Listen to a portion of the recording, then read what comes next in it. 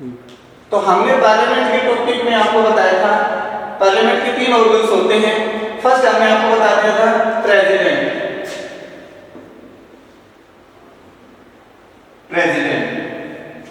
अब दो बाकी जो ऑर्गन्स हैं उनके बारे में बात करते हैं। सेकंड ऑर्गन हमने बताया राज्यसभा, थर्ड ऑर्गन हमने बताया लोकसभा। राज्यसभा के जो मेंबर होते हैं उन्हें भी एमपी कहा जाता है, लोकसभा के जो मेंबर होते हैं उनको भी एमपी ही कहा जाता है।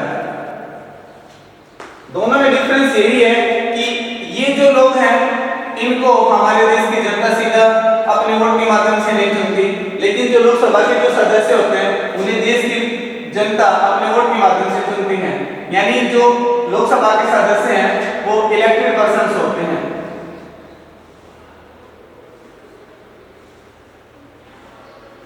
इलेक्टेड पर्सन होते हैं, लेकिन ये इलेक्टेड पर्सन होते हैं, लेकिन इनको देश की जनता के द्वारा नहीं चुना जाता, बल्कि जो स्टेट्स होते हैं, स्टेट की जो लेजिस्लेटिव असेंबलीज होते हैं उनके जो मेंबर्स होते हैं यानी एमएलए, उनके द्वारा चुना जाता है। लेकिन दोनों को कहते क्या हैं, एमपी ही कहते हैं। यानी राज्यसभा के मेंबर्स को भी एमपी कहा जाता है, लोकसभा के मेंबर्स को भी एमपी कहा जाता है। जहां तक इनकी मेन फीचर्स की बात है, फर्स्ट यदि बात करें राज्यसभा की, इसे क्या कहा जाता है, परमानेंट हाउस। परमानेंट हाउस यानी स्थायी सदन। परमानेंट हाउस यानी स्थायी सदन। इसे कहते हैं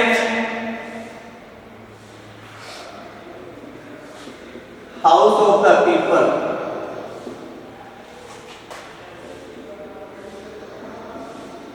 पीपल यानी लोगों का सदन।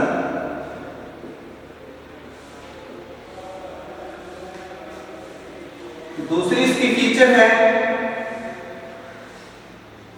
जो ये है परमानेंट हाउस, लेकिन इसके जो सदस्य हैं वो 6 साल के लिए चुने जाते हैं।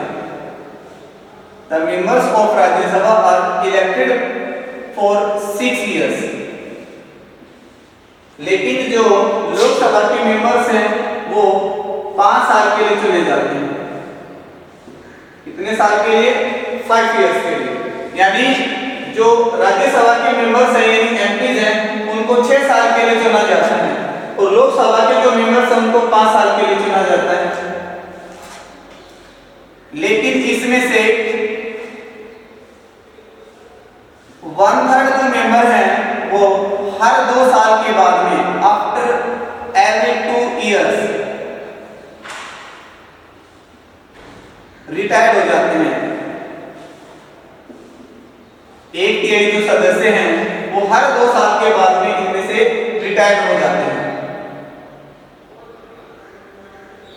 तीसरी फीचर देखें, राज्यसभा का सदस्य बनने के लिए मिनिमम एज 30 years होनी चाहिए। 30 years होनी चाहिए। लोकसभा का सदस्य बनने के लिए मिनिमम एज 25 years होनी चाहिए। इस चीज को आपको ध्यान रखना है कि हमने क्या बताया, राज्यसभा का मेंबर बनने के लिए मिनिमम एज 30 years होनी चाहिए, लोकसभा का मेंबर बनने के लिए मिनिमम एज 25 years होनी चाहिए। अब यहाँ पे आपको एक छोटी सी और बात बताते हैं कि जैसे हमने आपको बताया प्रेसिडेंट की मिनिमम एज हमने बताई 35 years।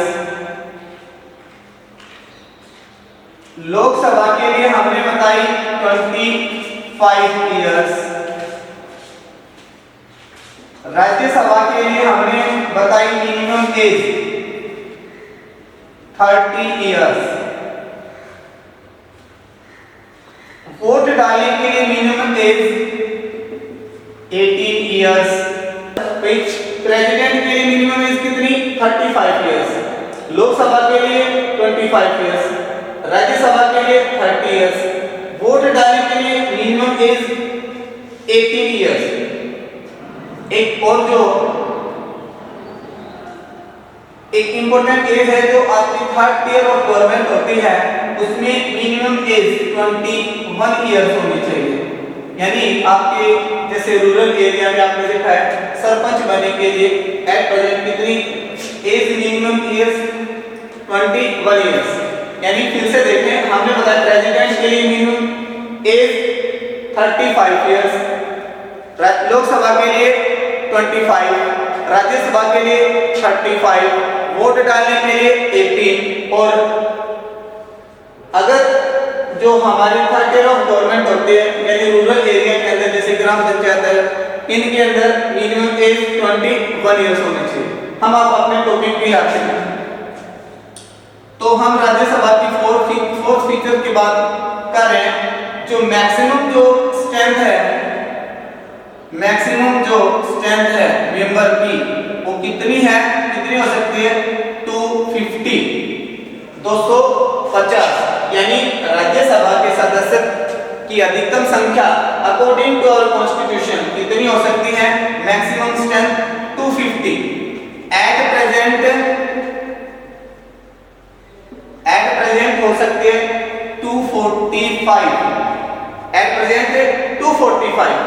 यदि बात करें लोकसभा की तो यहां पर भी मैक्सिमम जो स्ट्रेंथ है वो हो सकती है 552, एट प्रेजेंट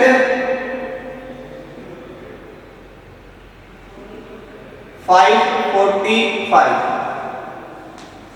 यहां पे इस पॉइंट को आपको ध्यान रखना है कि राज्यसभा के जो मेंबर्स हैं उनके लिए मैक्सिमम जो स्ट्रेंथ हो सकती है 250, एट प्रेजेंट 245।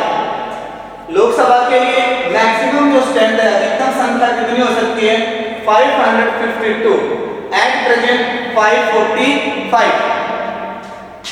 अब यहाँ पर थोड़ा सा 2-3 चीजें हैं वो आपको ध्यान से समझनी है।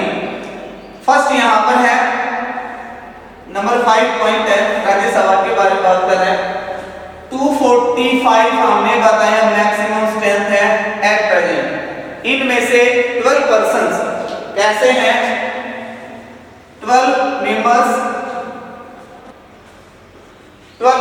Are nominated by the president of India. यानी 245 में से 12 persons are nominated by president of India. अब ये 12 पर्संस कौन से हो सकते हैं, जो art, science, literature and social service.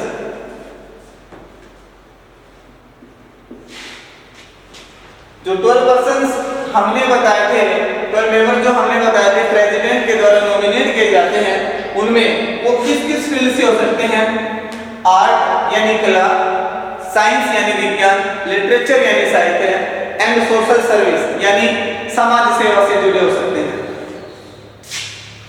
Fifth feature की बात करते हैं लोकसभा की, तो इसमें हमने बताया था 545 मैक्सिमम स्ट्रेंथ हो सकती है लोकसभा की एट प्रेजेंट, जिसमें से 543 are elected by the people.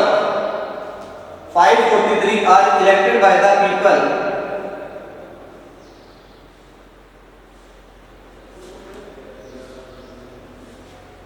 Elected by the people. और यहां पर 2 पर्सन हैं वो नॉमिनेट किए जाते हैं। नॉमिनेट किए जाते हैं किसके द्वारा, प्रेसिडेंट के द्वारा। उन्हें कहा जाता है एंग्लो इंडियन, आंग्ल भारतीय।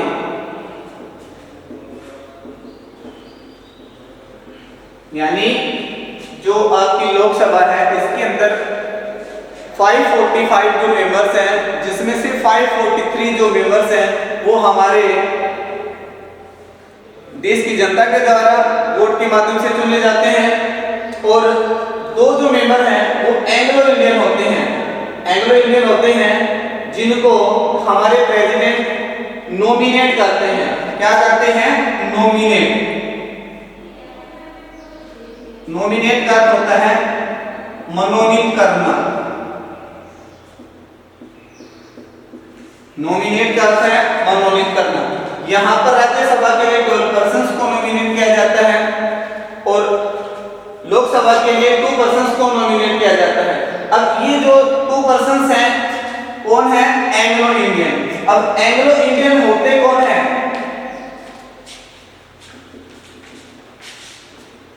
एंग्लो इंडियन कौन होते हैं? ये बहुत इंपॉर्टेंट है क्योंकि इसके बारे में जैसे बुक्स में हम नॉर्मली पढ़ते हैं 2 persons are nominated by the president of India for Lok Sabha. अब एंग्लो इंडियन कौन होते हैं? एंग्लो इंडियन वो पर्सन्स होते हैं यूरोपियन कंट्रीज के मेल, यूरोपियन कंट्रीज के मेल और इंडियन फीमेल, यूरोपियन कंट्रीज के मेल और इंडियन फीमेल की जो संतान होती है, जो मेल होते हैं फीमेल हो, वो कौन होते हैं? एंग्लो इंडियन होते हैं। तो हमने आपको बताया एंग्लो इंडियन कौन होता है? मेल कौन हो? यूरोपियन हो। फीमेल कौन हो? इंडियन हो। उनकी जो संतान होगी वो क्या कहलाएगी? एंग्लो इंडियन कहलाएगी। तो एक बार ब्रीफली एक बार दोनों इन पॉइंट्स के बारे में देखें। आप हमने 3 पार्ट बताए पार्लियामेंट के, 3 ऑर्गन्स बताए। फर्स्ट आपको प्रेसिडेंट के बारे में बताया, 2 आपको ऑर्गन्स बताए राज्यसभा और लोकसभा। राज्यसभा की मेन फीचर्स देखें एक बार 2 बार से ब्रीफली। हमने आपको बताया राज्यसभा क्या होता है? परमानेंट हाउस होता है। इसके सदस्य भी एमपी कहलाते हैं, उसके सदस्य भी एमपी कहलाते हैं। जो लोकसभा के सदस्य होते हैं वो देश की जनता के द्वारा चुने जाते हैं। ये जो होते हैं राज्यसभा के जो सदस्य होते हैं जिन्हें एमएलएस के द्वारा चुना जाता है, यानी स्टेट लेजिस्लेटिव असेंबलीज के जो मेंबर्स होते हैं उनके द्वारा चुना जाता है। जो राज्यसभा है वो आपका परमानेंट हाउस होता है, लोकसभा आपका हाउस ऑफ द पीपल होता है। ये परमानेंट नहीं होता, ठीक है, ये 5 साल के लिए होता है। लोकसभा के जो सदस्य वो 5 साल के लिए चुने जाते हैं, राज्यसभा के जो सदस्य वो 6 साल के लिए चुने जाते हैं।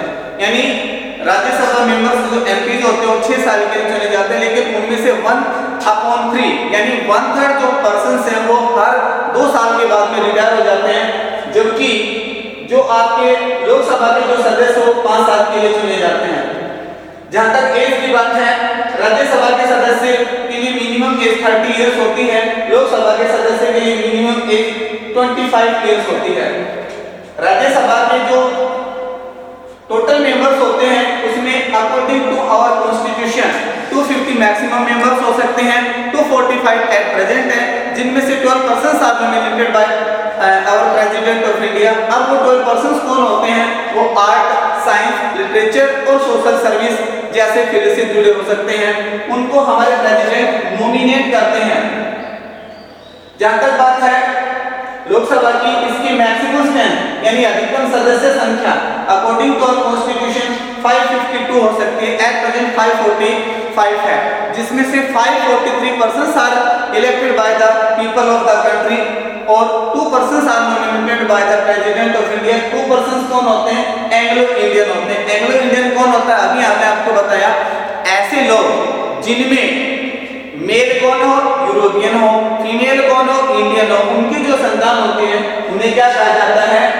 एंग्लो इंडियन कहा जाता है। Thank you very much.